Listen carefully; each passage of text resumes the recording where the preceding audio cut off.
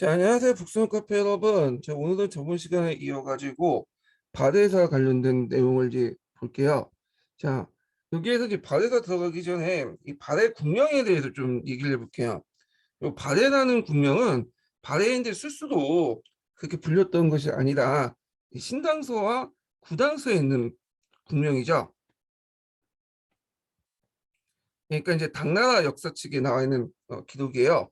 발해도 이제 수수 역사서를 썼긴 했지만 지금 발해인들이 썼던 역사책이 남아있지가 않아요. 발해가 멸망할 때 다 없어졌어요. 그래갖고 지금 중국 척 사서에 입각해서 이제 그 좀 많이 발해사를 이제 쓰는데 중국에서는 이 발해를 발해구강, 발해궁왕이라고 이제 왕을 책봉하죠. 자, 이렇게 이제 볼 수 있듯이 뭐랄까요? 예, 발해라고 지칭을 하지만 발해인들 수수도는 뭐라고 지칭했는지는 아직까지는 잘 몰라요. 다만 일본에 보내는 이제 그 국서라든지 그 편지 내용을 볼 때는 발해인들은 발해라고 나라를 지칭한 것보다는 고려라고 나라를 지칭했을 가능성이 되게 많거든요. 그래서 이제 소멸본기 같은 데 보면 발해 왕을 그 고려 국왕이라고 얘기를 해요.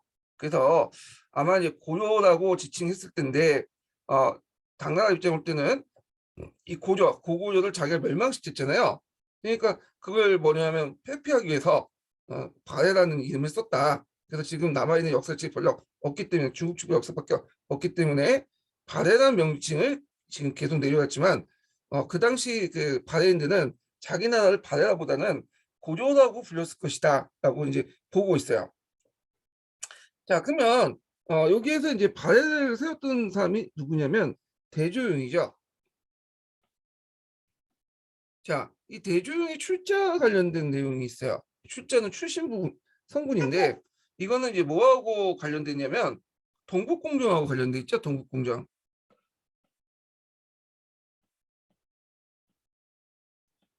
자, 이거는 이제 중국 애들이 그 발해를 자신의 당나라의 지방 정권의 역사다. 당의 지방 정권이다. 지방 정부다.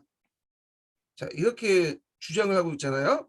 그래서 이 대조영의 출자 문제가 과연 당이 지방 정부냐 아니면 독립된 정부냐 이런 거와 관련돼 있어요.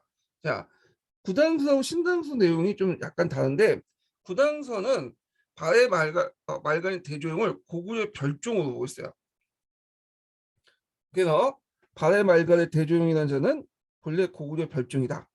그래서 고구려가 멸망하자 이 조용은 가속을 거느리고 영주로 이사했는데 만세 통청년에 그 거란의 이진충이 반란을 일으킨 때 조용은 말간인 걸사비와 함께 어, 망령제를 이끌고 동쪽으로 나타나 견고하게 지켰다. 예. 그래갖고 고구려 별종이다 이렇게 지금 보고 있죠. 대개 이제 그 남북한의 학자들은 이 구당서를 좀 신뢰를 하고 있죠. 근데 신당서 같은 경우에는 좀 다르게 적혔어요. 어떻게 적혔냐면 그 당시 대조영의 이제 출신은 송말 말가로서 고구려 붙은 자다. 네, 이렇게 이제 돼 있어요. 그래서 발해는 본래 송말 말갈이 고구려 붙은 자로 성은 대시다. 이렇게 이제 얘기를 하고 있거든요. 이걸 어떻게 해석을 해야 되냐? 그래서 이제 여기 보면 이제 중국식 기독교 중국의 동북공조 딱 들어맞잖아요. 그래서 중국에도 신당서를 되게 강조하고 있어.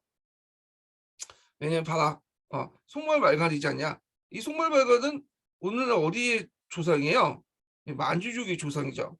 만주족은 지금 중국의 민족의 하나잖아요. 소수 민족이잖아요. 자, 그래서 이제 이 부분을 되게 강조를 하고 있다라는 거죠. 예. 자, 그래서 이제 대개 보면 요거를 이제 이 두 개의 이제 다른 의견이 있고요. 이거에 대해서 이제 두 개의 의견을 절충해서 우리 학자들은 어떻게 또 보고 있냐면 대조영 집단은 어떤 송말말간인으로서 송말수 유역, 그러니까 오늘 송화관 유역이죠. 송화관 유역에 거주를 했던 사람인데 6세기 말에 고구려 옮겨 고구려에게 동화되었다. 그리고 대조영은 비록 그 출신이 송말말간이라도 고구려는 강한 기속이시 강했기 때문에 고구려로 봐야 된다. 그렇기 때문에 발해는 고구려 역사다. 이렇게 이제 또 절충적인 의견도 있어요. 예, 뭐 그렇게 중요한 건 아닌데, 자, 그다음에 이제 한국 측에서는 신라 고기와 제왕 옹기에서는 대조용을 고구려 장수로 기록했다. 신라 고기라는 것은 이제 삼국사기나 삼국 유사에 인용됐던 책인데 지금은 존재하지 않고 있죠. 자, 그다음에 이제 그 외에도 이제 송막 기몽이나 유방국사 등이 있는데 이건 뭐 각자 보시고요. 네, 결과는 발해는 고구려 유민과 말갈인이 주축이 돼서 잠깐만요. 예. 된 국가지만 고구려인들 국가운영을 주도한 지배층이었다. 예. 그래서 발해 같은 경우에는 그 이원적인 구조도 가지고 있죠.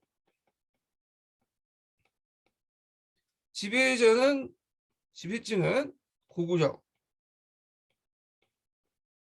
그 다음에 피지배층은 말갈인.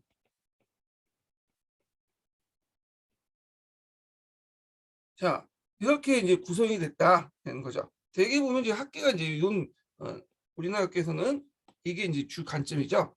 예, 교과서 관점도 그렇고요. 자, 그 다음에 남북공명 관련된 내용 볼게요. 자, 남북국 시대군은 요거는 이제 뒤에 조선시대 때 그 인식하고 연결돼서 예전에 한번 시험 문제 나왔어요. 그래서 이 남북국 시대군은 이제 어디에서 이제 그 기원이 되냐면 그 삼국사기나 최치훈의 글에서 이제 그걸 기원을 하고 있죠. 왜냐하면 여기 보면 발해를 북국이라고 불려요. 발해 북국. 우리가 이제 남한, 어, 우리나라 남한, 그리고 북한은 북한이 이렇게 부르잖아요. 남한과 북한이라고 부른 거는 어떤 의식을 가지고 있어요? 밑바닥에 남한이나 북한이나 한민족이지만 이렇게 분단됐다라는 인식을 갖고 있듯이 그 당시 사람들도 단순히 북쪽에 있기 때문에 북국이라고 부른 게 아니라 같은 민족인데 나눠져 있다 이런 식으로 이제 했기 때문에 북국과 남국을 불렸을 것이다고 학자들은 보고 있는 거죠. 그래서 이렇게 북국과 남국이라는 그 밑바닥에는 동일민족의 한 부분이라는 인식이 바탕이 깔려 있다는 거죠. 이게 이제 최치원의 사불어 북국 거상포라는 그 책에 나와 있어요. 이런 인식 자체가 북국이라는 표현이. 그 다음에 이제 나중에 그 조선시대 때 유독금이 발해고를 쓸 때요. 이 남북사라고 이제 용어를 처음 사용했죠. 예. 그래서 고려가 남북국사를 쓰지 않는 것에 대해서 비판했는데, 자, 이 부분은 예전에 기출문제에 나왔어요. 발해고는 예전에 기출문제 한 두 문제 정도 나왔던 것이죠. 그래서 이 발해고에서 이제 그 당시 고려를 비판하면서 그 당시 거란이 망했을 때 거란이 발해를 멸망시켰을 때 발해 유민들이 내려왔을 텐데 그 발해 유민들 붙잡고 왜 발해 역사를 좀 남기지 않았냐. 그래서 얘네들 시켜가지고 어떻게든 물어보든 간에 발해 역사를 남겨야 되는데 발해 역사를 남기지 않았다. 그래서 이제 이런 것들을 비판을 하고 있죠. 자, 그래서 이제 이런 식으로 이제 이런 용어들은 일제 시대 때 그 장동빈이나 뭐 안핵이나 신채호 같은 사람들이 이제 썼다가 최근에 와서 이제 부각이 되죠. 왜냐면 예전에는 통일신라라고 했어요. 삼국이 이제 통일하고 나서 통일신라라고 이제 시대라고 했는데 이 통일신라 시대는 좀 뭐냐면 명칭에 한계가 있죠. 어떤 한계가 있냐 하면 마치 이제 그렇게 얘기를 해버리면 뭐가 제외시킨가? 그 당시 북쪽에 있었던 발해의 역사가 뭐냐면 제외가 되죠. 자, 그래갖고 그런 것들의 명칭이 한계가 있어. 그래서 최근에는 이제 교과서나 이런 데서는 통상에서는 남북국 시대라는 용어를 쓴다. 그래서 민족적 영토적 불완전한 신라의 삼국통일을 보완하고 통일신라의 발해와 역사를 균형 잡힌 시각으로 바라보고 있다. 예, 그런 것들 이제 있는데 물론 이제 이 남북국 시대의 그 의미에는 좀 한계가 있어. 왜냐면 통일신라, 그러니까 신라의 삼국통일을 가지는 의미가 축소돼 있다. 그러니까 그 신라가 삼국을 통일했는데도 불구하고 이런 것들을 이제 통일신라고 하면 좀 부각이 되는데 남북국이 하면 안전한 통일이라고 볼 수가 없죠. 그래서 그 의미를 축소시켰다. 좀 그 한계가 있다라는 거죠. 인식의 한계. 자, 그러면 이제 그 각별 발해 왕의 그 업적들을 이제 살펴볼게요.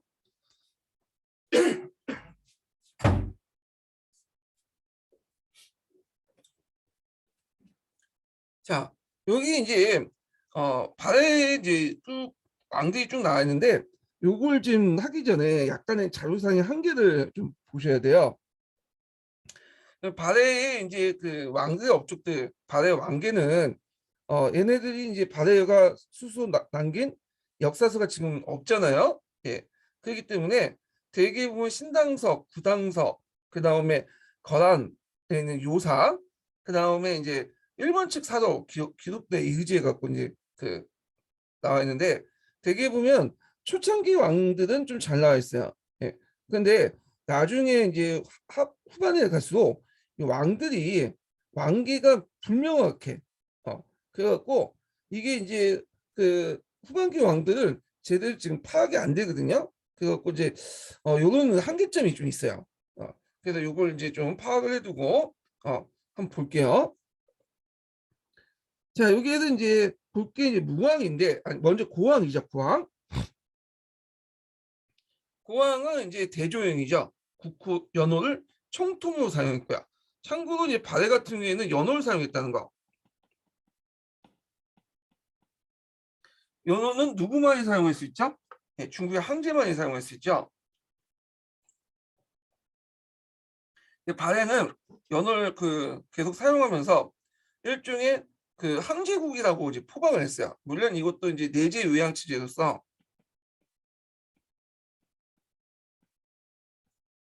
주로 안으로는 황제 체제지만 밖으로는 특히 이제 중국 간의 관계에서는 볼 때 왕이라고 칭했죠. 왜냐하면 조공 책봉을 받고 중국과 문물 교류하기위해서는 내재 그 황제가 칭하면 중국이 안 받아주잖아요. 그러다 보니까 내재 외양 체제를 이제 취하게 된 거죠. 예. 그래서 이제 있는데 하여튼 발해는 연어를 사용했다는 것 좀 기억을 해두시고요. 건국은 그 당시 698년에 동문산에서 건국을 했다. 그래서 이때 이제 그 진국을 건국했다. 그래서 진국 신당서 구당서에 나와 있죠. 자, 그리고 나서 나중에 뭐 발해라고 계칭을 했다 이렇게 돼 있는데, 자, 동문산 선전 그 성상제와 상성에 정착을 했는데, 그럼 이들의 이제 정착 과정을 좀 보면요, 원래 이제 이 발해는 아니 고구려 유민들은 나라가 망하고 나서 그 당시 이제 어디로 대거 이제 이주했냐면 기록에 보면 그 당시 영주로 강제 이주됐어요. 예, 영주도. 그러니까 영주는 오늘날 요소 지역에 있는 거죠. 그래서 그 당시 이제 당나라는 예전에 이제 고구려 밑에 있던 나라 사람들이나 그 영향력에 있는 사람들을 이제 영주 다 이주시켰는데 이때 이제 영주에 거란인들 중에 이진춘이라는 사람이 있었어요. 이진춘이라는 사람이 반란을 일으킨 거야. 자, 반란을 일으키니까 이거에 대해서 이제 뭐냐면 기회를 노리고 있었던 이 대조용이 그 대조용이 말간이었던 걸사비유를 입고 같이 도망쳐 나왔죠. 그리고 이제 동쪽으로 달아났고 이때 당나라 군들이 추적을 했는데 이 당나라 군들과 싸워가면서 이제 동쪽으로 이제 도망갔던 거예요. 그리고 나서 동문산에 이제 정착을 해서 진국을 건국했다 이렇게 돼 있어요. 자, 그리고 동문산에 이제 정착했지만 이게 좀 약간 수도수는 좀 맞지가 않죠. 그래서 이제 산성 아래 평지인 영승유족의 도움을 정했다고 해요.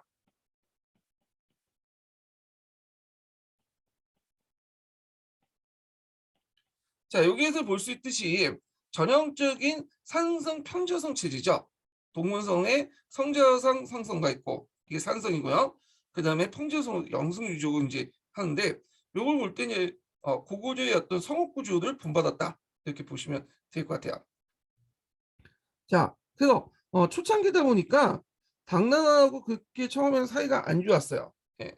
그래서 이제 당하고 이제 좀 적대식이 있고 주로 이제 당과의 어떤 대항하는 과정에서 그 견제 차원에서 돌굴과 통교를 했죠. 돌굴에 사시는 분에서 외교 관계를 맺으면서 당의 위험에서 벗어나고자 했고, 신라와 통교를 했다. 신라 사신 확인해서 그 신라 측의 기록이에요. 그러니까 최치원의 기록에 보면 제5군 대하찬을 제수받았다. 예전에 얘기한 것처럼 줬지만 이걸 받았는지 안 받았는지 모르겠어. 예. 아마 이제 기분이 좀 나빴을 것 같아. 대하천은 이거 뭐 5등급 정도밖에 안 되는 그 간직아니에요. 그 신라가 받을 자신의 속국 정도 생각하고 그 줬던 그 줬던 것 같은데, 자, 하여튼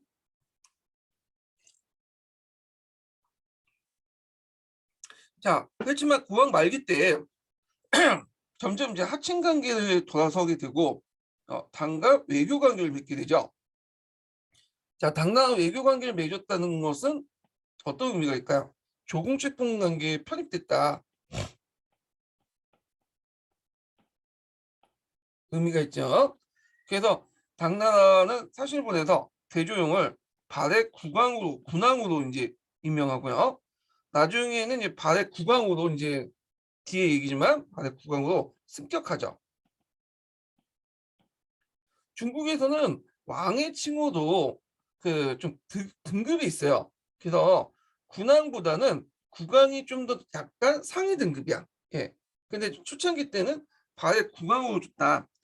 그리고 이제 나라 이름을 발해로 사용하기 시작했어요. 그래서 이 발해라는 명칭은 중국의 사서에서 나온 거야. 발해 국왕, 발해 군왕 이런 사서에서 나온 거죠. 그래서 발해인들이 스스로 어떻게 불렸는지는 아직까지는 미스터리라고 했죠. 다만 이제 일본 측 기록에 보면 고조라고 불렸을 것이다 라고 이제 파악을 하고 있어요. 자, 그 다음에 이제 무왕 때 보죠. 무왕 때는 인왕이라는 연호를 사용했죠. 예. 이때 이제 영토를 확장했는데 그 고구려 부유 영토 상당히 회복을 했고요. 그리고 동북방면에 더욱 확장돼서 말갈족을 자신의 신하로 삼았다. 예.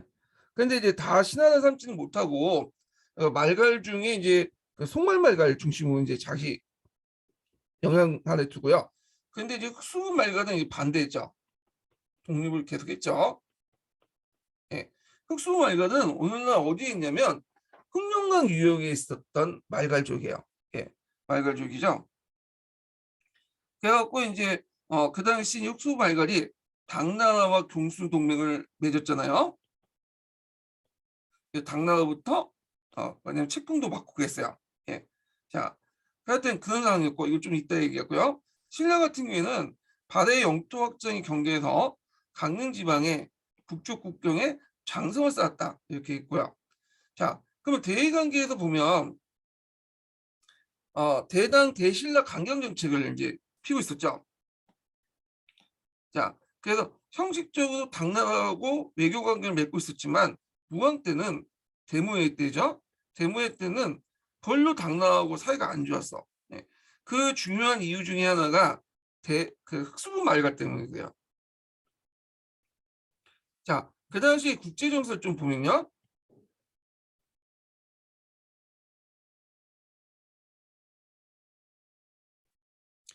여기가 당이고 그 다음에 이제 여기가 발해죠. 여기 밑에 신라가 있었고, 근데 발해는 말갈족을 복속시켰다고 하지만 이 흑룡강 유역에 있는 흑수 말갈족은 완전히 복속시키지 못했어요. 흑수 말갈은. 그래서 이 당나라와 이제 흑수 말갈은 이렇게 공수동맹을 맺게 돼요. 자, 그러니까 이제 이걸 보고 있었던 무왕이 안 되겠다. 이참에 흑수 말갈을 치자. 그래갖고 자기 동생이었던 대무회를 파견해. 근데 이 대무회는 그 자기 형하고 좀 생각이 달랐어요. 이 사람은 당나라가 대단히 국력이 세다는 걸 알고 있기 때문에 예전부터 당나라하고 대립하는 걸 반대했고 흑수말갈 정보를 반대했던 거거든요. 근데 반대했던 대무회는 흑수말갈의 총사령관을 임명했던 거야. 그러니까 대무회가 이제 흑수말갈을 치지 않고 계속 강망을 하니까 대모에는 화가 난 거죠. 그러니까 자기 동생 잡아오라고 하니까 그래서 이 대모에는 이제 총사령관식이 있다가 도망쳐 나가 당나라 이렇게 반수를 한 거죠. 자, 그러니까 이제 무예가 이제 당나라한테 대문해를 돌려달라 했는데 당나라에서는 대문해는 죽었다. 우리는 이제 모르겠다. 이런 식으로 배째라고 나오니까 말갈이 대문해를 죽이려고 자기까지 뭐냐면 파견을 하죠. 물론 실패하지만 그리고 나서 더 나가서 어딜 치냐면 장문호가 당의 상동지방 등주를 공격해요. 등주라는 곳이 있는데 등주를 기습 공격해서 거기에 있었던 지휘관을 죽이죠. 등주 자사들. 자, 그러면 이제 당나라가 가만히 있으면 안 되겠죠. 그래서 당나라가 그 당시 신라와 연결해 갖고 합동작전을 이제 펼치게 되는데 그 당시 그 대문해를 그러니까 무왕의 동생이죠. 무왕의 동생을 유주로 보내서 바대를 공격해요. 요소지방으로 공격하게 하고 그리고 당나라는 또 신라와 연결해갖고 신라가 남쪽으로 이렇게 공격하도록 한 거죠. 합동작전을 이제 펼친 거예요. 근데 신라는 예전에 설명했지만 갔다가 그 당시 추위와 이런 폭설 때문에 이 바다에 좀 갔다가 그냥 돌아와. 예.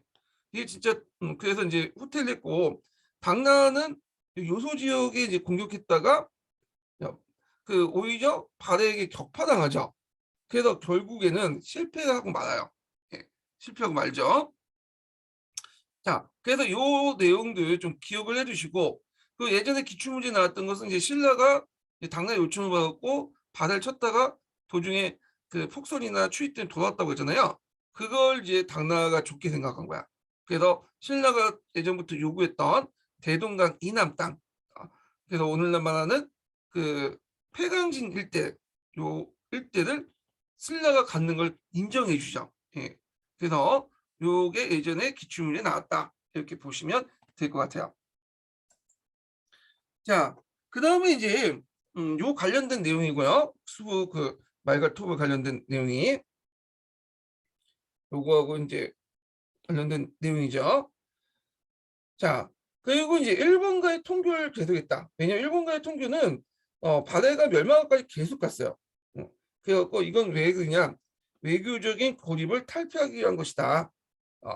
그 당시 이제 바다는 신라 당의 연합군을 견제해서 대외적으로는 돌도국과 관계를 강화시키고요. 일본과 우호 관계를 계속 맺었다. 이렇게 이제 보시면 될 것 같아요.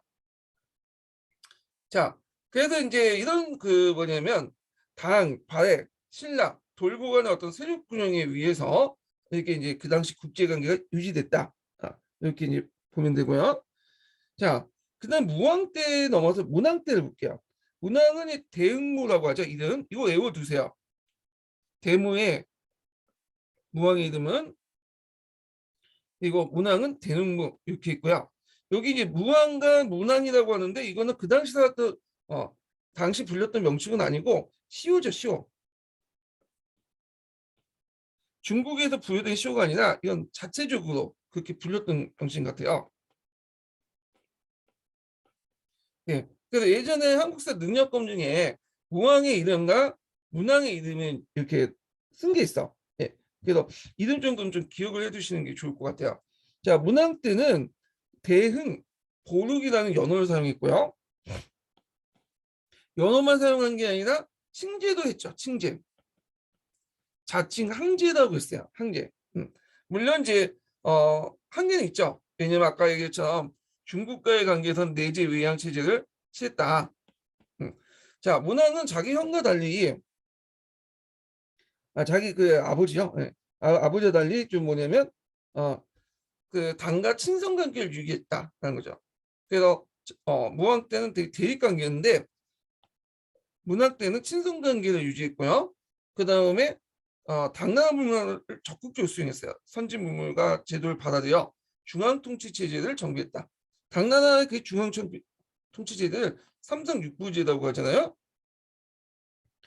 그래서 이제 문물 제도를 정비했는데 중앙행정기구로서 삼성육부를 두고요. 좀 이따 설명할게요. 그 다음에 지방기구로서는 경부, 주현, 삼층제를 뒀고요. 그 다음 중앙군대로서는 시위를 뒀고 그리고 관료제를 완비해서 관리 등급제도와 국장제도를 마련했다. 그리고 이제 왕권을 강화했는데 전륜성왕이라고 자처했어. 그 삼국시대 때 성왕과 진흥왕이 전륜성왕이라고 지칭했잖아요. 그거 비슷해. 그래서 다듬아 불법을 통해서 다스리겠다. 그래서 자신을 법명으로서 금륜이라고 칭했다고 볼 수 있죠. 참고로 이 바대는 불교가 상당히 융성했어요. 예, 고구려의 영향을 받아서. 예, 그래도 바대의 불교 문화도 좀 파악을 할 필요가 있어요. 아까 얘기했지만 내부적으로 항상, 항호, 조고 등 용어를 사용해서 항제국을 지향했다는 거. 자, 그 다음에 이제 일본과의 이제 보낸 국서에서 수소 천손, 하늘의 자손이라고 얘기하고, 이거는 고구려에서 이제 그 항상 그런 의식을 갖고 있었잖아요. 이거에 영향을 받은 것 같아. 그래서 이제 일본과의 관계를 사회 구생, 사이와 장인 간의 관계다. 뭐 이런 식으로 해서 좀 일본을 좀 약간 낮춰보는 그런 것들을 이제 했어. 그러다 보니까 일본이 애들 그거에 대해서 상당히 불쾌감을 표현했다고 그러는데, 자, 하여튼 이렇게 왕권을 강화했고, 자, 그 당시 또 영토도 확장인데 그 배경을 보면 그 당시 당나라가 안산의 난이 있었어요. 막 혼란기였죠. 그래서 이제 안산의 난이 있을 때 그 당나라는 발해는 당과 안사의 난 반란군의 한쪽에 두지 않고 일단 강망을 받죠. 예. 그래서 이제 있다가 나중에 이제 당나라군이 뭐냐면 반란을 진압하기 시작하니까 당과 다시 이제 붙어가지고 또 이렇게 이제 외교 관계를 계속 유지했죠. 그래서 상당히 등거리 외교 관계를 잘했다. 그러니까 당나라가 이제 안사의 난 때문에 신경을 못 쓰는 사이에 그 당시 이제 요동 지역을 이제 진출하기 시작한 거야. 요동 지역을. 예. 요동반도 진출해갖고 국경을 이제 요와 남원은 여운, 동북은 흑수말갈 지역으로 이제 확대시켰다. 그리고 나서 흑수말갈 예전에 개겼던 애들 있죠. 얘네들 복속시키고 불을 설치했다. 자, 그래서 이제 이 내용들 이제 파악을 해두시고요. 자, 그 다음에 이제 천도를 했는데 이게 이제 그 이 사람은 좀 천도를 많이 했어요. 예. 그래갖고 처음에는 중경 황덕부 이제 천도를 했다가 예. 중경은 이제 원래 동문산에 있었죠. 예. 중경 황덕부 여기도 천도를 했다가 그리고 상경으로 다시 천도해요. 상경 용충부로. 자, 그래서 상경 용충부로 천도함으로써 뭔가 이제 권력 기반을 강화시키고 이렇게 딱 보면 중앙에 있잖아요. 그래서 확대된 영토를 이제 뭐냐면 헛가지고 다스리고 했죠. 근데 말년에 동경 용원부도 다시 천도를 해. 여기죠. 예. 그래갖고 뭐 여러 가지 선이 있는데 뭐 일본과 교류를 하기 위해서 천도했다. 뭐 안사의 난이 이제 파급을 좀 더 그 뭐냐면 막기 위해서 동쪽으로 천도했다 등등 있는데 왜 동경 용원부 천도했는지는 아직까지 막사대 학자들마다 견해가 다르죠. 예. 그래서 이것까지 뭐 알 필요 없고 근데 이제 마지막으로 이제 이건 뒤에 얘기지만 성황 때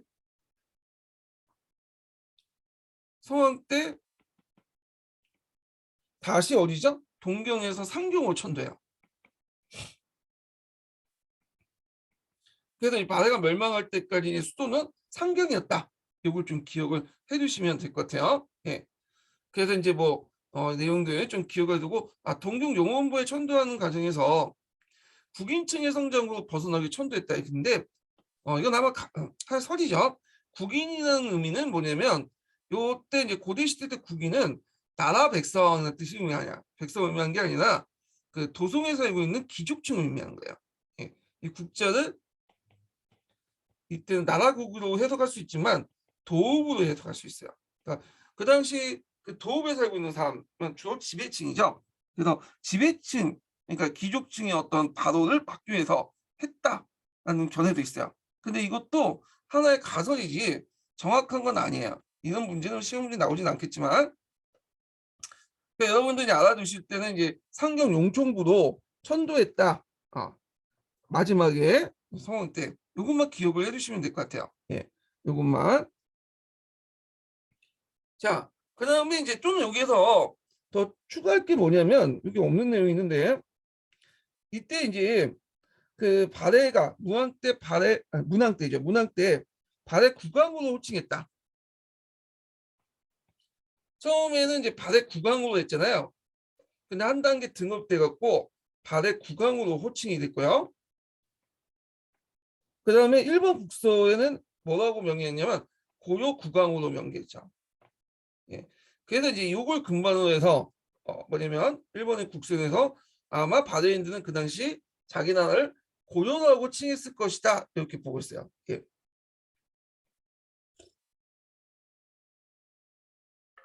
자, 그 다음에 이제 성왕 때를 보자. 성왕 때는 동경에서 상경을 천도한 거.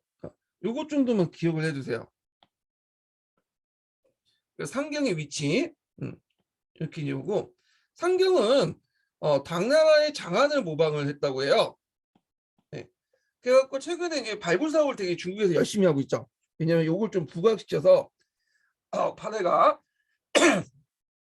당나라의 지방 정권이라는 것을 좀 뭐냐 강조하게 한 건데 그래서 지금 뭐 인공 조형물도 만들고 어떻게든 당나라 장안을 모방한 상경선생 이미지를 부각시키고 있어요 지금. 예. 그래서 이걸 복원한다고 해서 지금 막 복원 사업을 하고 있는데 자 하여튼 그 성왕이 상경을 천도했다. 상경 위치 예전에 시험 문제 나왔으니까 좀 기억을 해두시고요. 자 그다음에 선왕 때를 보자. 선왕 때는 건흥이라는 연호를 했고 그래서 이제 왕통이 변경이 됐다고 그래요. 예. 그래서 대조영 직계보다는 동생 대합의 4대손이었던 대인수가 왕에 올렸다고 했는데 아마 이제 반계혈통이 이제 왕이 됐다 이렇게 보시면 되겠죠. 자 영토학장군 대부분 말갈 부족을 복수시키고 그리고 흑수말갈에서 이걸 통치함으로써 동부 지역을 확대했다. 예. 그래서 흑수말갈 같은 경우에는 문왕 때 이미 서유권에 들어왔다가 아마 이때는 이제 직접 통치로 넘어갔다 이렇게 보시면 될 것 같아요. 간주 통치에서.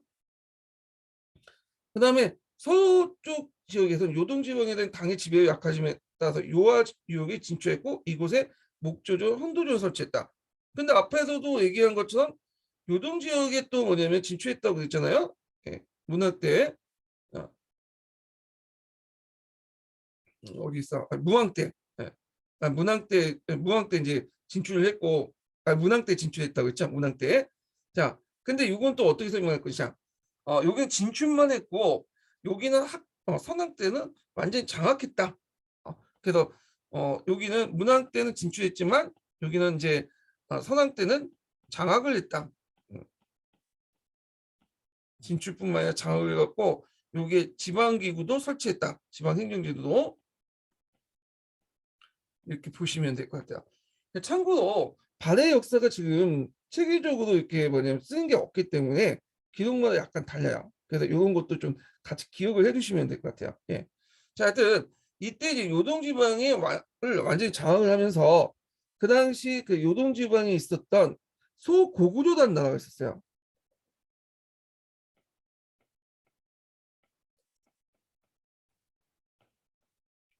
명칭은 고구려인데 아마 이제 그 발해도 그 당시 발해라고 이제 불렸기 때문에 그렇게 이제 불렸던 것 같아. 그래서 이 고구려 유민 출신으로 구성된 그 독재적인 국가였는데 아마 이제 그 전까지는 당과 발해 왕충지대 역할을 했던 지역이에요.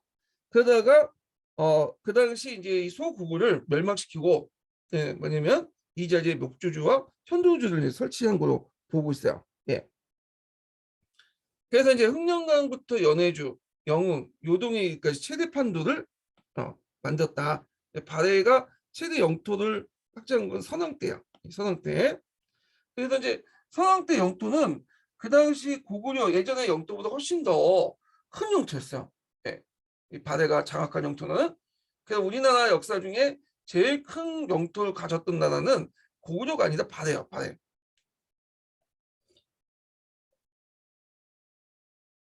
자, 그리고 이제 지방제도를 완비했고요. 이 지방제도 부분은 나중에 좀 얘기를 하죠. 당으로부터 해동성국이라는 칭호를 얻게 되었다. 해동성국. 해동이라는 것은 이제 동쪽의 나라, 바다 건너 동쪽의 나라죠. 그래서 바다 건너 동쪽의 나라, 흥한 나라, 성한 나라, 흥성한 나라라는 의미인데 이 해동이라는 명칭은 발만 그 붙여줬던 건 아니에요. 그래서 예전에 뭐 해동 신라라고 부르기도 했어요. 그래서 그 연장선상에서 중국이 그렇게 부른 것 같아, 발을요. 자, 그리고 그 선왕 이후에 이제 왕들이 있는데 이 왕들의 업적에 대해서는 잘 몰라요. 기록이 별로 안 남아 있기 때문에 여기서는 대이진 정도만 좀 남아 있는데, 자, 마지막 왕이 누구냐? 예왕이야. 예왕인데 보통 예자, 슬픈 예자가 들어가 있는 왕들은 끝말이 안 좋아요. 되게 나라가 멸망한 때 그 시온을 붙여주거나 그 멸망 때 왕들을 비극적으로 죽은 왕들을 예자로 붙여주죠. 자, 그래서 이 발해 외양 때 나라가 멸망을 했죠. 그래서 926년 가만 태조가 직접 군대를 꾸고 발해를 공격하자 발해 멸망했다. 그리고 이제 건하는 이곳에 계례 왕국이었던 동당군을 세웠어.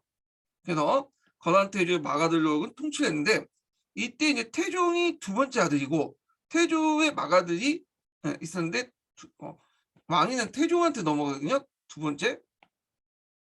이 마가들은 이제 좀 약간 왕권에서 소외됐어요. 예, 왕 계승에서. 그래서 마가들은 동당군에 파견했어. 약간. 그래서 태종하고 요 마가들 간의 사이가 별로 안 좋았어요. 예, 얘네들이. 하여튼 이 동당군이라는 그 계례왕국을 세웠죠. 예. 자, 이 동당이라는 뜻은 무슨 뜻이냐? 동쪽의 거란 나라, 동쪽의 거란의 나라라는 뜻이야. 단자가 이 거란이라는 뜻이죠. 예. 자, 그래서 이제 이 거란이 동당국이라는 뭐냐면 계례왕국을 세웠고, 그리고 나중에 동당국을 요양으로 옮김으로써 발해 유민을 강제로 이주시켰다. 이렇게 보시면 돼요. 이 동당군에서 이제 일본에 사신을 파견했는데 일본 측 기록에 보면 이제 이들이 이제 발해 사신한 거 아닌 걸 알고 좀 박대했다. 뭐 이런 내용이 있어요. 예. 그다음에 발해가 멸망한 후에도 한 발해 부흥운동이 되게 많았어요. 발해 부흥운동이. 그래서 여러 국가들이 만들어졌죠. 후 발해국, 정한국, 오사국, 흥룡국, 대발해국 이렇게 이제 뭐냐면 발해 부흥운동과 관련된 그런 나라들이 있었고, 그리고 정한국이나 흥룡국이나 대발해국은 연호를 사용했고요. 그리고 중국 측 기록에서는 정한국이라는 게 나와요. 그래서 발해 유민들이 이제 살았던 국가로 이제 세웠던 국가로 보는데 그 송해 국서에 보면 신은 고구려 옛 영토에 살았던 발해 유민이다. 뭐 이렇게 이제 하고 있고요. 자, 그래서 이렇게 이제 기억을 해주고 그 밑에 정성기는 전라도, 경상도, 강원도 지역까지 장악했다. 근데 이거는 중국 측 기록이기 때문에 믿지 못하겠고 그 당시 이제 그 신라가 있었는데 그게 가능했겠어요?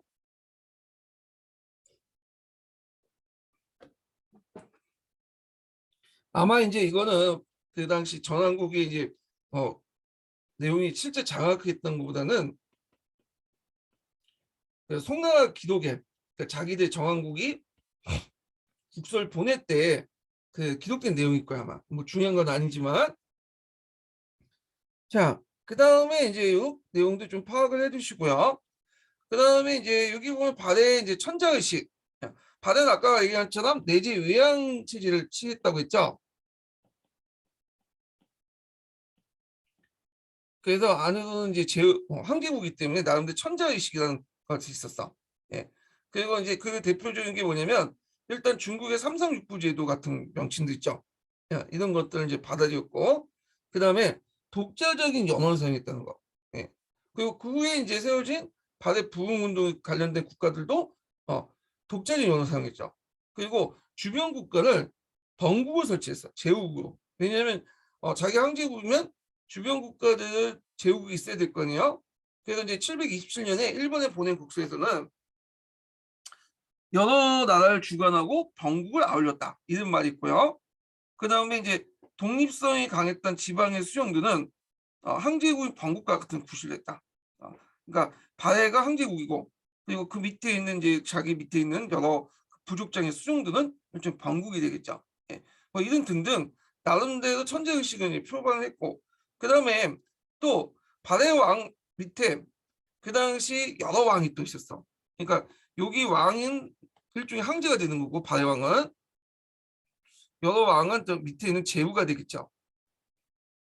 자, 그래서 이제 기록에서도 이제 보이죠. 그 불상에서 허황부가 발견됐는데 허황부라는 것은 발해 왕 밑에 허황이 있고 허황이 독자적인 부, 보통 이제 계부라고 해서 제후왕들은 독자적인 간직이나 관리를 설치할 수 있는 권한이 있잖아요. 네, 이런 계부 의식이 여기 반영이 되죠. 자, 그 다음에 이런 것들 있고 그 다음에 정삭을 반포했다. 정삭이란 거는 한 해 1월 1일을 정하는 거야. 그래서 1월 1일 정했으면 365일이니까 마지막 일까지 정하는 거죠. 한 해 기간을 정할 수 있는 거야. 네. 그래서 한 해 기간을 정하고 거기에다 이제 그 해에 이름을 붙일 수 있는 게 연호죠. 예. 그래서 이 정삭 같은 경우에는 이제 중국만이 할 수 있는데 바대가 그것을 했다라는 거죠. 예.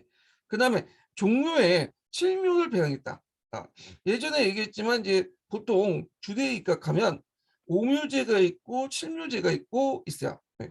오묘제는 제후국에서 하는 거고 칠묘제는 뭐냐면 항제법이야. 예. 그래서 항제국에서 하는 거야. 예.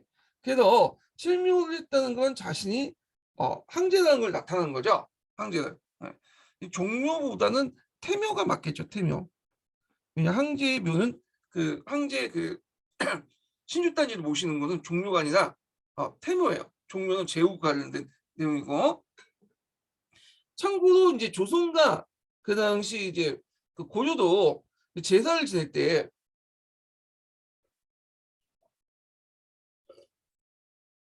여기는 좀 약간 다른데 고려 같은 경우에는 왕의 신주단지들, 왕대 신주단지를 모시는 곳을 뭐라고 하냐면 태묘라고 하죠. 왜냐면 고려도 내재 외양 체제를 취했기 때문에 그런 건데 자 태묘라고 하고 멧대동까지 예. 칠묘제까지예요. 칠묘제는 불천지주 세명가 그러니까 왕조에서 이제 계속 지내는 그런 사람이 있어요. 제사를 지내는. 그래서 고려 같은 경우에는 태조 왕건하고 그 다음에 그 아들 태종 때 그리고 있고 현종 때 이렇게 세 명을 지내죠. 참고로 이제 그 현종 이후부터 고려 왕계가 좀 바뀌어져요. 이거는요. 나중에 설명하겠지만. 자, 근데 조선은 자칭 제국이라고 했으니까 태묘보다는 우리가 이제 종묘라고 하죠. 왕의 이제 신주를 모시는 종묘고 오묘제를 시시해요. 오묘제. 그래서 이건 신라도 마찬가지죠. 오묘제인데 이건 불천지주 이제 하나 정했고 이성계죠. 그리고 나서 이제 그 자기 그 고조 할아버지까지 제사를 지내요. 4대까지 제사를 지내죠. 예. 자, 그렇게 이제 구분이 되는 거죠. 그리고 하늘과 땅에 제사를 지냈다. 선지신에게 제사를 지내는 것은 이제 누구가 할 수 있는 거예요? 예, 황제만이 할 수 있는 거죠. 그리고 왕을 항상 그다음에 천손이라 칭했다. 그래서 이제 그 문서에 보면 문왕의 국수의 수소 천손이라고 자칭했고 정효궁지 모지의 문왕을 항상이라고 했어. 항상은 황제를 칭하는 거죠. 그래서 이런 것들을 볼 때 나름대로 이제 또 너네들 천하의식을 갖고 있어 발해나는데 자 이렇게 칭했다는 것은 뭐에 반하는 거야? 그 중국에 지금 주장하고 있는 동북공정 사업에 반하는 거죠.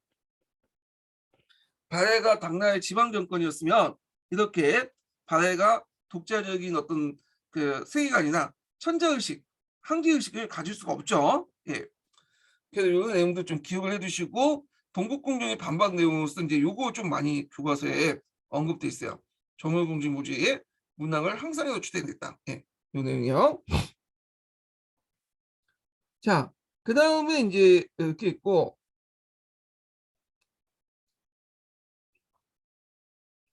그 다음에 이제 발해 제도를 볼게요. 발해 제도.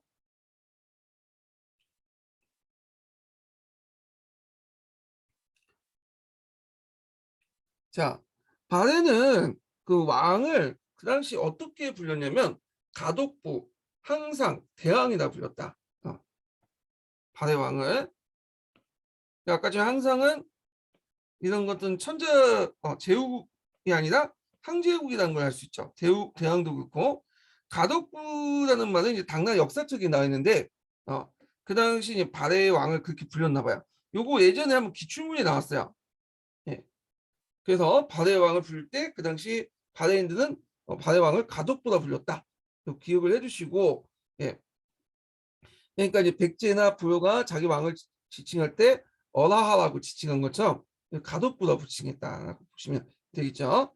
자, 그러면 삼성 체제를 받았죠. 삼성 육부 체제. 그 중앙기구는 크게 이제 삼성 육부 70 이런 일국 이런 체제였다는 거죠.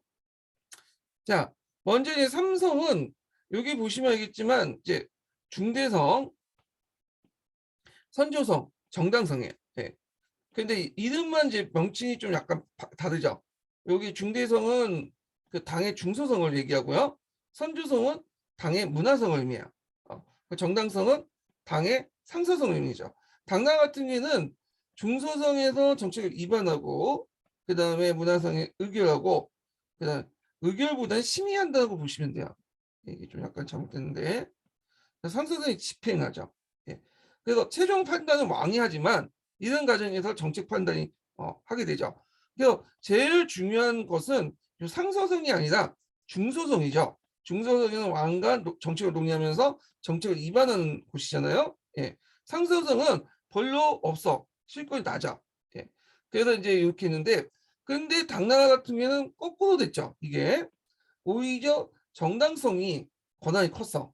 그리고 성주성하고 그 다음에 중대성은 정당성을 보조해주는 기구 이런 역할을 한 거야. 그래서 상서성에 해당하는 정당성이 훨씬 더 컸다. 이 정당성 아래 그 6부가 6부가 있죠. 이거는 뭐 당나라도 마찬가지죠. 예. 이호, 예, 병, 평, 공부. 예. 마찬가지로 얘네들 6부가 있는데 명칭이 좀 다르죠.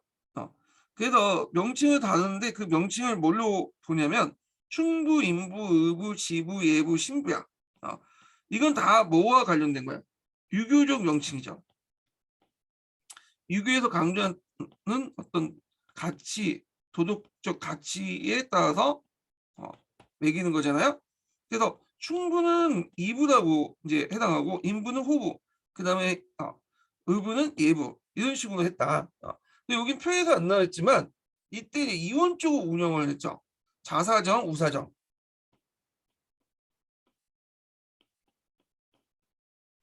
그래서 자사정은 충부, 인부, 의부 여기가 자사정이고요. 지부, 예부, 신부는 우사정이에요. 이원적 운영인데 이걸 이제 통론에서는 특징이라고 얘기하더라고요. 근데 당나라와 차이점이라고 얘기하고 있는 책도 있고요. 근데 이건 제가 좀 생각이 다른 게 뭐냐면 당나라도 그렇게 이원적으로 운영했어요. 예. 그래갖고 이제 이런 거는 좀 약간 특징보다는 발해 영향을 받은 것 같긴 한데 하여튼 책에서 뭐 발해만의 특징이라고 얘기를 한 거니까 이게 좀 기억을 해주시고요. 자, 그러면 하나하나 보죠. 정당성을 볼게요. 정당성은 이제 그 보면 대내산 상서성에 해당하는 거죠. 중국에. 보통 이 중서성에서 그 뭐냐면 합의를 하는데 이 정당성은 발해 정당성은 그 당나라 중서성을 했던 역할을 뿐만 아니라 집행 역할도 같이 했다고요. 그 제일 권한이 컸던 곳이죠. 예. 그래서 정당이나 명칭은 이곳의 귀족들이 모여서 국가의 중대상을 회의 결정했던 의미하고요. 자, 장관이 대내당이 국정총괄 수상이었고 선조성이 자상, 중대 우상을 통과했다. 그래서 중국과 다르게 정당성의 권한이 컸다. 이걸 좀 기억을 해주시면 될 것 같아요. 왕명을 집행하는 행정기구자 또 최고 합의기구였다. 그런 것도 있고 그 다음에 선조성은 이제 왕명을 반포하는 기구죠. 장관은 자상이고요. 그 다음에 중대성은 그 왕명 작성 기관 정책 위반으로서 장관은 우상이다. 그러니까 선조성과 중대성이 중국과 달리 권력 권한이 없었다. 이렇게 보시면 돼요. 그다음 육부는 그 아까 정당성 밑에 있다고 했죠. 자사정, 우사정 이렇게 이원적으로 구성이 됐고요. 그다음에 육부의 명칭은 유교식으로 아화됐다라고 해요. 유교식으로 아.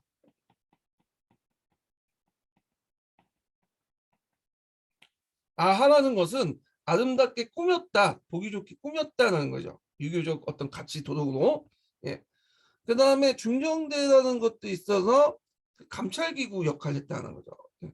어사대라고 볼 수 있죠. 예. 일대라고 하죠. 일대. 보통 아까 얘기한 점 일대. 이게 없네. 예.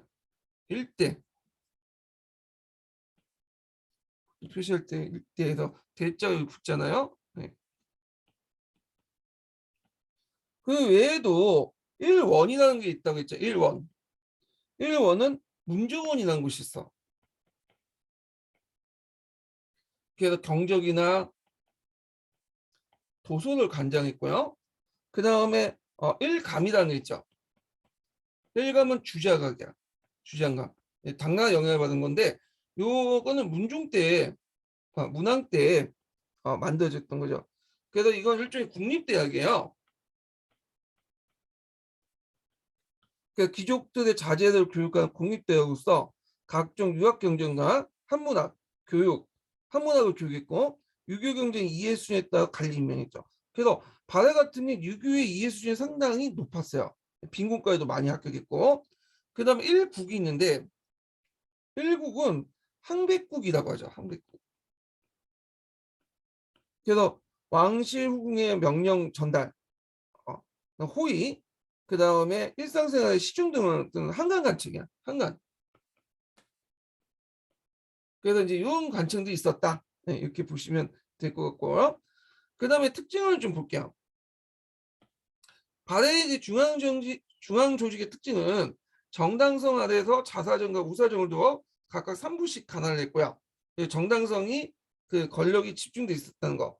그리고 자사정, 우사정을 두어 6부를 이원적으로 나눴다는 거. 그 다음에 당의 제도를 모방했고 그 명칭이 유교적 아하됐다는 거. 그래서 육표의 명칭을 보면 유교적 이념에 따라 충부, 지부, 신부 이렇게 하잖아요. 그러나 권력 구조의 차이가 있는데 삼성의 형식상 나눴지만 정당성이 상당히 권한이 컸다. 그래서 이제 이게 정당성이 중국의 상서성 역할을 하는 건데 중국과 달리 이 정당성이 되게 권한이 컸다라는 걸 좀 기억을 해주세요. 그다음 이원적으로 이루어졌다. 자, 그 다음에 이제 꼭 그 정당성 이것도 설명할게요. 정당성은 위반 위결된 사항을 선조성과 중대성 각각 3부씩 맞는 책이었다. 즉 의사결정 정당성이 이루어졌고 집행은 선조사 중대성을 이원적으로 구성된데 요거는 좀 잘못된 것 같아요. 요거는 좀 삭제하세요. 이거는 국부셈에 있는 내용인데 합격자분이 좀 잘못된 내용을 적어놓은 것 같아요. 국부셈에는 어떻게 되어 있냐면 이 표가 여기 정당성 밑에 있고 선조성, 중대성 각각 3부씩 있어. 6부가. 예. 요게 요 밑에 있는 게 아니라 요게 요게 있는 거야. 이런 식으로.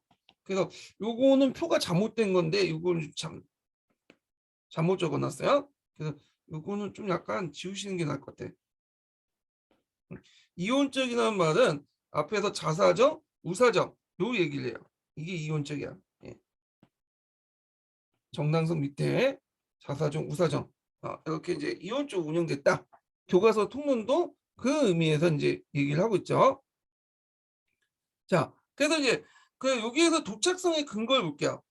바레가 이제 당나라 제도 삼성육부를 받아들였지만 나름대로 독자성을 가지고 이제 바레 삼성육부를 운영했는데 첫 번째로는 앞에 했던 내용을 좀 정리하는 거야. 정당성이 권한이 컸죠. 그 다음에 두 번째로는 이원적으로 운영됐다. 자사정, 우사정 이원적으로 운영됐죠. 그래서 자사정은 충인의부를 거느리고 우사정은 지의 신부를 거느리죠. 그 다음에 세 번째는 육부의 명칭이 유교적 성격을 띠고 있다라는 거죠. 예. 그래서 아까 처음에 유교적 성격 아하됐다. 이게 이제 뭐냐면 발해 중앙정부의 특징 중에 하나예요. 예. 자, 그러면 지방정부를 볼게요. 지방정부는 5경 62조 100여 개로 돼 있어요. 예. 여기에 좀 눈여겨볼 게 이제 오경제를 채택했다는 거죠. 오경은 이제 어디냐? 지도에서 잠깐 보면 여기 있죠. 지도를 좀 지우고 위치 파악을 해두세요. 상경, 용충부 이게 이제 수도예요. 그다음 중경, 홍덕부,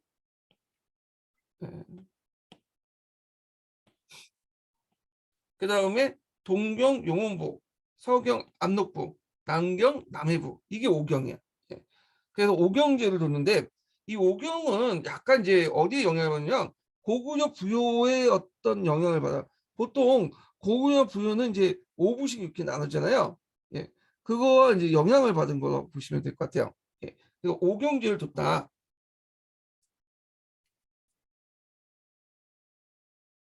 자, 그다음에 그 밑에 이제 뭐냐면 15부를 뒀어요. 예. 경은 이제 주로 전략적 요충지나 교통의 중심지에 뒀고 15부는 되게 이제 어떻게 뒀냐면 그 당시 이제 그 바다는 다민족 국가잖아요. 여러 부족색들과 이제 또 연합을 했는데 되게 이제 이 15부는 그 당시 부여 그 숙신이나 말갈족이죠. 등 여러 부족들의 어떤 중심지에 15부를 둔 거야. 그러니까 제가 생활 단위로 부족들의 생활 단위로 15부를 뒀죠.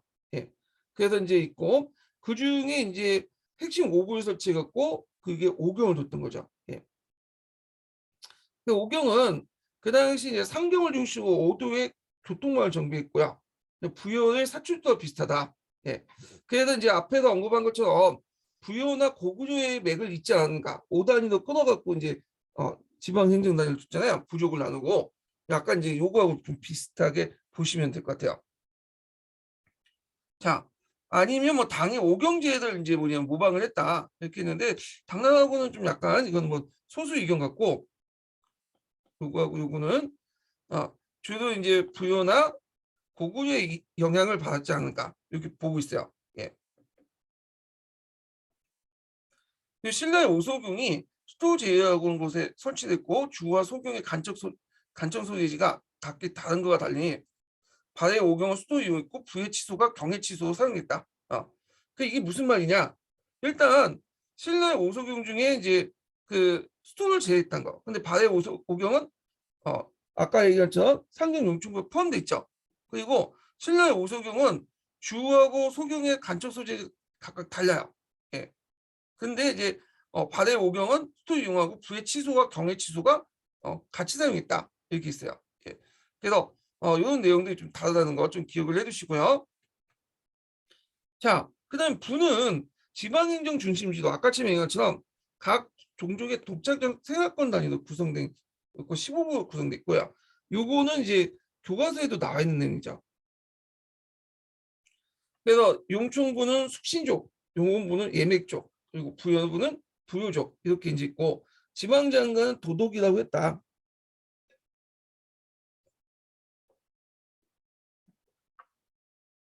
자, 이렇게 이제 좀 보시고요. 여기에 좀 약간 추가된 부가 있는데 좀 기억할 게 부가 뭐냐면 솔빈부라는 게 있어요.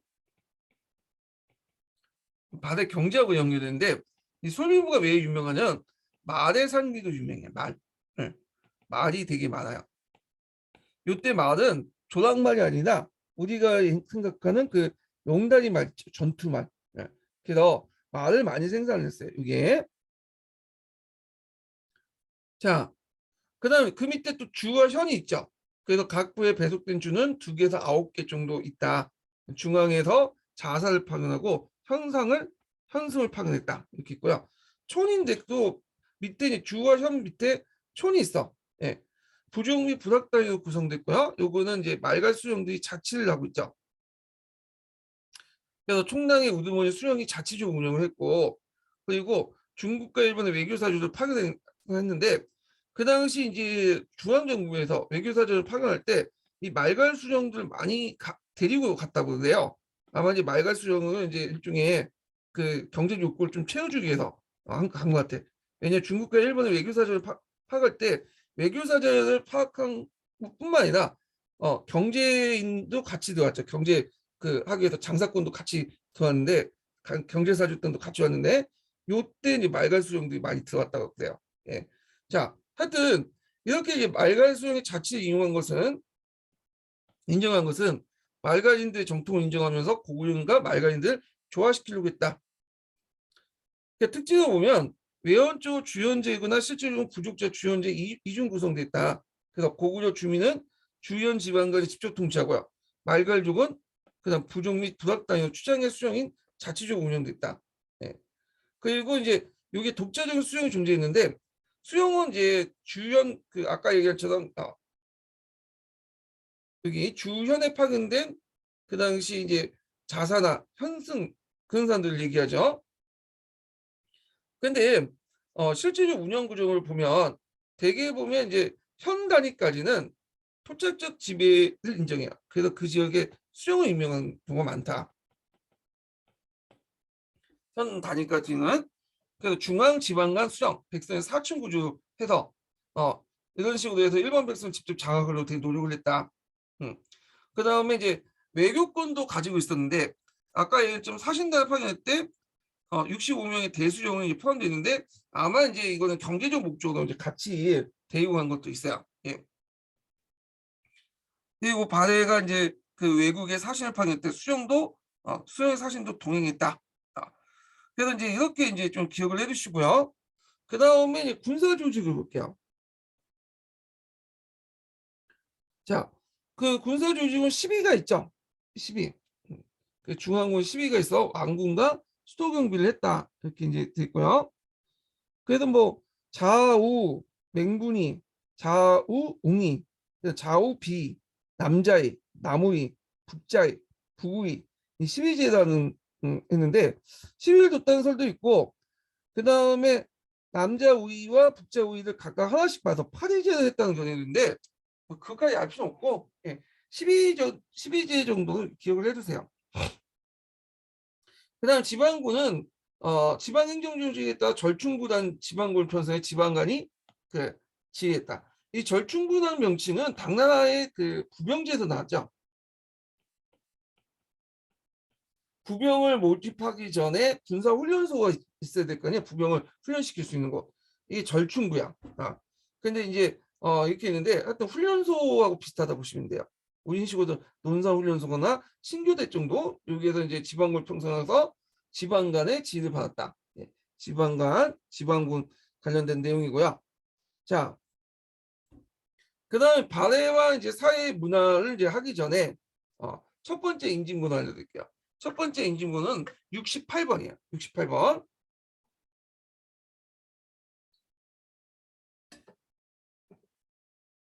자, 발해 사회 구조는 앞에서 얘기한 것처럼 소수의 고구려 유민이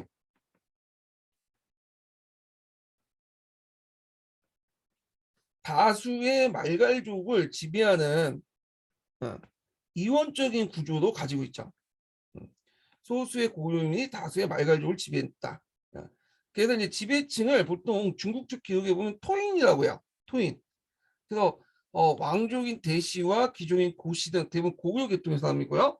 물론 일부 말갈족 사람도 있어요. 뭐 오씨, 까마귀 오자 쓰면 되게 말갈 계통의 성이죠.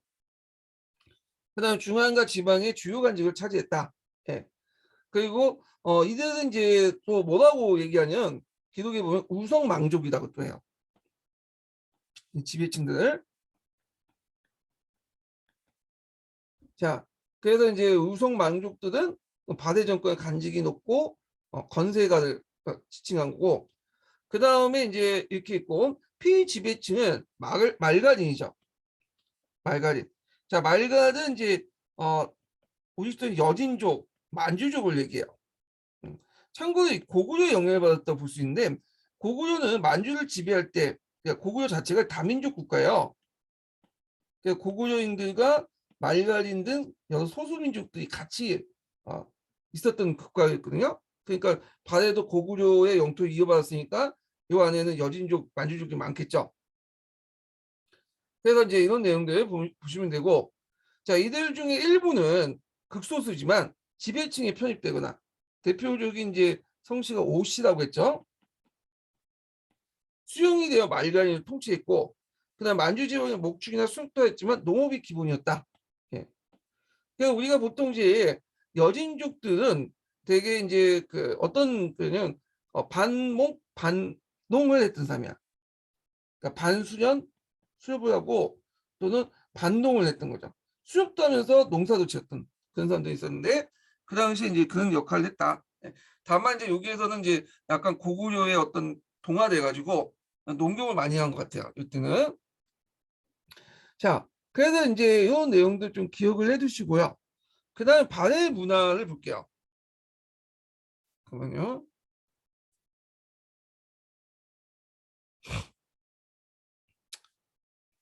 자, 발해 문화 보면 전반적으로 발해 문화는 귀족 중심의 예술 문화, 귀족 중심의 예술이 발달됐고요.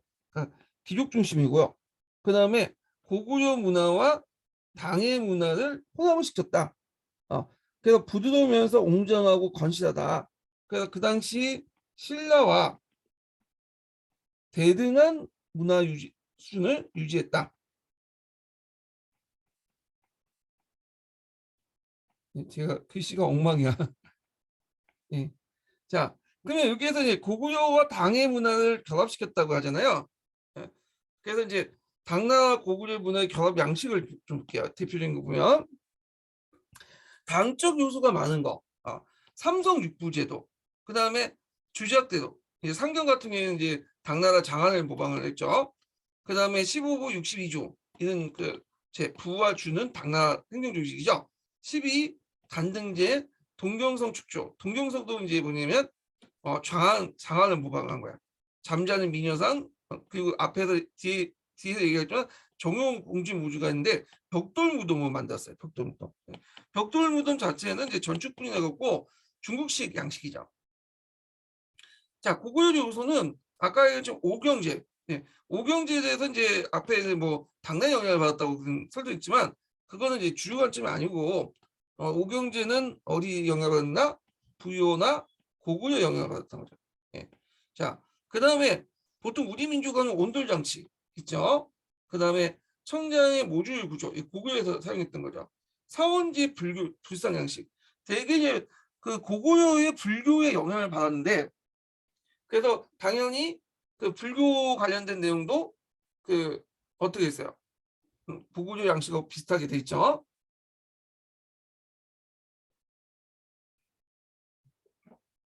그 다음에 마당의 연화문, 그 다음에 석등, 발해 성터, 발해의 음악, 그 다음 정여공주 묘지 이렇게 이제 볼 수가 있어요. 발해 성등 같은 경우에는 발해 성터는 고구려의 영향을 받은 게 많아요. 그러니까 이제 안에는 이제 중국의 어떤 그 도시구역에 따를 수 있지만 그 방어하는 성터 있잖아요. 뭐 치라든지 웅성이라든지 등등은 중 고구려의 어떤 건축 기술에 영향을 받다. 예. 그러니까 고구려의 어떤 성 만드는 기술, 성축 기술에 영향을 받았다 이렇게 보시면 될 것 같아요. 그 다음에 정여공주의 모지와 달리 정예공주 모지는 굴식 돌방 구동으로 구성되어 있다 이렇게 보시면 되죠. 자, 그러면 이제 무덤을 볼게요. 자, 여기에서 이제 무덤을 발해 무덤 같은 경우에는 이제 보면 그 대개 보면 이제 어떻게 되어 있냐면 그 무덤은 이제 세 가지로 나눴어요. 석실분, 행열식 석실분이라고 하죠. 이거는 하강으로 만든 게 고구려 계통이고요. 그다음 토강로. 토강로는 우리가 이제 그 땅을 파가지고 간의 시체를 넣고 묻는 봉투를 만드는 거죠. 이런 식으로 이렇게 이게 토강모인데 토강모는 말갈 계통의 그 당시 무덤이야. 그 다음에 벽돌 무덤 있죠. 벽돌 무덤 당의 영향을 받은 거죠. 네. 세 가지 형태가 있다. 고구려 계통과 토강모와 말갈 무덤이 있는데 제일 많은 건 어느 거겠어요? 이건 당연히 토강모가 많을 수밖에 없어. 왜냐면 말갈 계통이 많잖아. 예. 그래서 있고, 근데 이제 부각되는 것은 석실분하고 벽돌무덤이야. 특히 이제 동북공정과 관련돼서 이제 보시면 되는데, 석실분의 대표적인 양식은 정해경주무지고요. 그 다음에 벽돌무덤, 전축분의 대표적인 양식은 정효공주무지야. 근데 물론 정효공주무지가 완전한 벽돌 전축분 구성만 된 것도 있지만 고구려 양식도 있어요. 예, 간에. 그래서 말갈 조종식, 청장식 양식 있죠. 그 첨자리 모준 양식 같은 거, 이런 것들은 고구려 양식에 영향을 받는 거죠. 자, 그럼 하나하나 살펴보면 정의공주 모집 볼게요. 자, 발해의 첫 동욱진 길림선 둔하연에 위치하고 있고요. 그리고 돌방 봉통우동 양식, 그러니까 석실분이죠. 고구려 양식이고, 청장 구조는 말갈 조종식이고 3년 작법을 뗐다. 3년 작법은 대개 이제 고구려, 백제, 신라 다 그렇게 했어요. 예. 그래갖고 3년을 빈장으로 두고요. 시체를 따로 보관하고 무덤을 만들고 나서 그 3년 뒤에, 횟수 3년 뒤에 장례에서 치는 방법이야. 예. 그리고 그 고구려 무지를 그대로 따왔다. 예. 대표적으로 이제 그 형태의 정해궁지 무지하고 연결돼 있고요. 예, 고구려 양식. 자, 그 다음에 이제 정효궁지는 벽돌 무덤이죠. 그래서 발의 두 번째 수도인 중정 홍동부에 위치했고, 요 위치 좀 기억을 해두세요. 이거 예전에 11년 기출문제 나왔어요. 위치에 관련돼서. 그래서 있고, 그 다음에 당나라의 벽돌 무덤 양식 전축분이고, 그렇지만 고구려적 요소도 있다고 했죠. 모주인 청장 구조. 이건 정해공주나 정해공주 공통적으로 나오는 거고. 자, 그래서 거기에 이제 묘지명이 있는데, 묘지명에는 중국의 유교 경전과 역사를 두 선명했으며, 누가? 정효공주가 세련된 법령 문체를 구사했다. 예. 그래서 이제 그 법령 문체라는 것은 사륜변 문체를 얘기하죠. 말하자면 묘지명에 얘기한 것은 묘지명 자체가 볼 때 중국의 유교 경전과 역사를 두 선명했다는 걸 알 수 있고, 세련된 변형 문체를 구성하고 있다. 그러니까 죽은 후에 이제 그 기록한 그 내용을 본 거죠. 그 안에. 자, 그래서 그걸 통해서 발해가 당나라 유교 문화를 받아들이고 이를 소화할 만큼 능력이 탁월했던 걸 알 수 있다. 예. 그래서 이제 이렇게 이제 봤고요. 자, 아까 처음에 이제 그 발해가 유교 문화가 되게 발달됐다고 했잖아요. 그래서 많은 유학생과 유학생들이 그 당시 당나라를 보내어 한문학과 유교 문화를 적극적으로 받아들였고, 궁중도서를 관장하는 문조공과 중앙교육기관이 주작업을 만들어 귀족자들에게 유교적 신념을 적극 교육했다. 당시 일본에 파견된 발해 사신들이 지은 시들을 통해서 확인할 수 있다. 발해 사신들의 시들이 많이 남아 있어요. 네. 어디 일본 사세, 일본 역사에 일본하고 발해가 이제 많이 교류를 했잖아요. 그래서 유교 문화가 발달되니까 당연히 유교가 발달되면 뭐도 발달돼요. 기독 문화도 발달될 수밖에 없죠. 그래서 발해의 독자적인 역사 소설 상당히 많았을 거라고 추정하고 있어요. 근데 아쉽게도 지금 기록이 남아있는 게 없어. 왜? 발해가 멸망했을 때 그 당시 이 거란족들이 와서 그 발해의 어떤 문서를 찾거나 이런 것들 다 불타 없애버린 거야. 예. 근데 지금 남아있는 게 없어. 발해 스스로 기록한 역사는 없죠. 예. 자, 발해 불교를 볼게요. 자, 이 불교는 예전에 시험 문제 나왔어요. 기출과 관련돼 유물 유적과 관련돼 갖고 한번 예전에 시험 문제 나왔거든요. 그래서 요거 좀 기억을 해두시면 될 것 같아요. 발해 불교는 어디에 영향을 받았냐면 그 당시 그 고구려에 영향을 받았다고 그래요. 고구려. 그러다 보니까 고구려 양식들이 되게 많아요. 불교 양식 중에. 발해 수도였던 상경성, 중경성, 동경성 등의 수많은 절도가 확인됐고요. 지금까지 발굴된 성토에는 불상, 석등, 석등은 많이 나오죠. 교과서에. 거의 6m가 넘는다고 해요. 되게 커요. 그래서 석사정, 와당 등 많은 불교 관계 유물들이 발굴되었다. 사찰 양식이나 불교 관계 유물들은 직선적이고 소박한 고구려 예술 양식. 왜냐하면 고구려 불교에 영향을 받았기 때문에요. 기본했으며 당나라 예, 당나라와 고구려 문화가 섞여 있다. 그래서 기본적으로 고구려지만 약간 당나라 양식도 포함되어 있다는 거죠. 네. 그다음 고구려 불교를 계승했고, 그다음 왕실과 귀족 중심의 불교였고, 그다음에 또 문왕이 자신의 어떤 존으로서 뭘 사용했냐면 대응보력, 호감, 금령, 성복대왕 있죠. 대응보력이라는 것은 이제 문왕 때 사용했던 연호를 얘기하고요. 그다음에 여기 금륜이라는 것은 이제 전륜서왕의 영향을 받은 거죠. 예. 그다음에 이제 가늠 신앙하고 법화 신앙을 동시에 섬겼는데 요 관련된 유물이 이불병자상이 있어. 자, 이불병자상은 예전에 기출문이 나왔던 거야. 네. 요거는 기출 풀어보면서 좀 파악을 할게요. 예. 자, 그래서 이제 발해 문화와 이제 관련된 내용들을 이제 봤고요. 그 다음에 발해 그 외교 및 관련된 내용을 좀 쉬었다가, 자, 이거는 좀 보겠습니다.